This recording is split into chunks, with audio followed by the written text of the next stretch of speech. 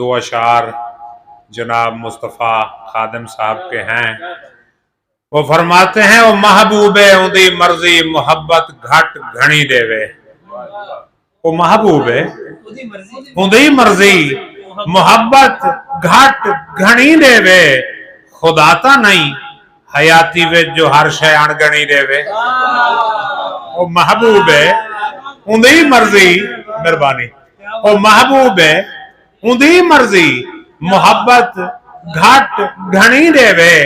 खुदाता नहीं हयाती विच जो हर शय अणगणी देवे। कहीं मासूम हंज को पिपली ते डकीचे ता इवें लगदा है। कहीं मासूम हंज को पिपली ते डकीचे ता इवें लगदा है जिवें कहीं बाल दे सिर ते पड़ी रख पंज मणी दीवे।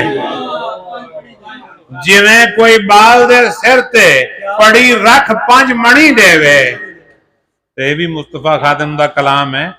वादन तस्वीर ते नजरां नहीं टिकदियां जेड़ा सामने आया क्या थी सी। तस्वीर ते नजरां नहीं टिकदियां जेड़ा सामने आया क्या थी सी। जे को सोच के गुंगे थी गए हैं जेड़ा अलवाया क्या थी सी।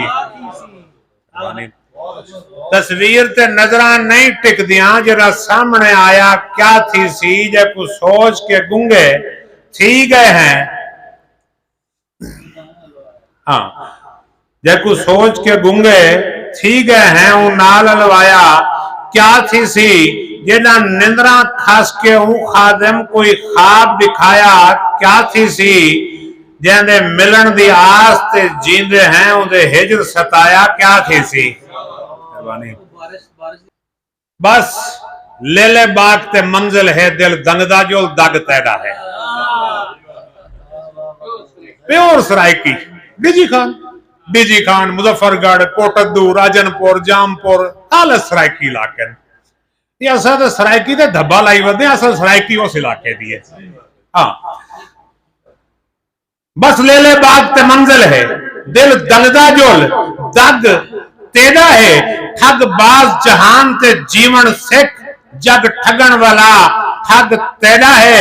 हाथ मूंज मुहार हकीकी रख ये तो छेड़ वदा वग तेरा है। यो गाल मेरी मन खादिम साईं तू हेकदा थी जग तेरा है। मेहरबानी।